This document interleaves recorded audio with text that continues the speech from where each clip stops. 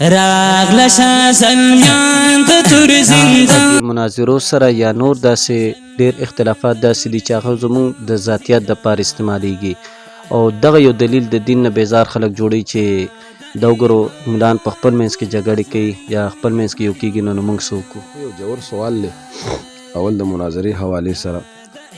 مناظره دا یو ثابت عمل دی. نه زما اعتراض په مناظره نه دی، په ذاتیاتو ویم کنه نو ذاتیات او دا ټول خبرې د مناظرو نه راځي کنه. مناظره ځان له یو سنت عمل دی، د انبیاو یو سنت دی.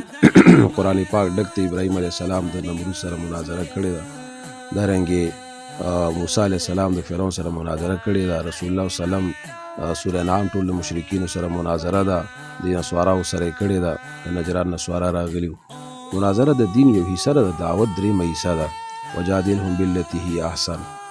افسوس صد افسوس چې نن سبا بعضې ملایانو دا د مناظرې په هغه انداز باندې ونه کړه. مناظره څه ته وایي؟ اظهار د حق او اظهار د ثواب. چیرې دا خبره داسې شي او د دلیل جنگ ته مناظره ویلې کېږي. اوس چې دې کې کوم خلکو د ذاتیاتو طرف ته تللي دي یا د سمت او د شهرت وږي دي، نو دا د هغې ذاتي نقصان دی، دا ښه نه دی، دې موږ قایل نه یو. دویمه خبره دا ده چې یاره خلک نفرت کې دي چې موږ د چا ومنو، نو دا مناظره اصل کې د نفرت پیدا کولو دپاره نه ده، بلکې دا د نفرت د ختمولو دپاره ده. ځکه چې کله سړی پشي شي سترګې سترګو سره نه لګېدلي، نو سړی په خپل منبر باندې هر څه وایي او څه چې وایي هغه وایي. کله چې مخامخ شي نو په خیل لیکړې سترګې سترګو سره چې میلاو شي، نو سړی وشرمېږي. او بل دا دی چې هغه خبره په صحیح سمت کې راشي، د افراط تفرید نه ختمه شي او هغه صحیح سمت کې هغه خبره مخامخ شي. او بیا چې دا د مناظرینو کار دی، نو که مناظر هغه د الله دپاره هغه مناظره کوي، نو زه هم د عوامو تشویش ختمیږي. او الحمدلله دا اوس چې کوم مناظره شوې تاسو یې تذکره وکړه، نو په دې کې انشاءالله د عوامو هغه دغه ختمیږي. او موږ ته ډېرو خلک رالل او ډېر خلکو موږ ته وویل چې د مناظرې سره زمونږ شکوک شبهات ختم شوي دي.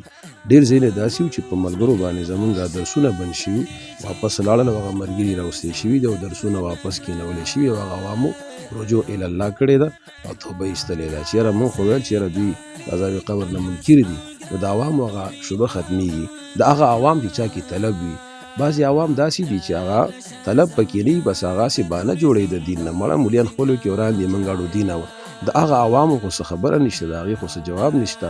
کم عوام چې طالبان د حق وو، الحمدلله هغه په مناظرو سره صحیح شي. خو چې کله مناظره د مناظرې د اصولو د مناظرې دپاره وشي او کله چې مناظره نه مجادله او مقاتله او مشاتمه او کنزل او بدې ردي لکه بعضې اوقات بعضې مولیانې کوي، موږ د هغې نه پناه غواړو او ټولو علماو ته هم دا وایو چې دغه شی مه کوئ، دا شی ښه شی نه دی.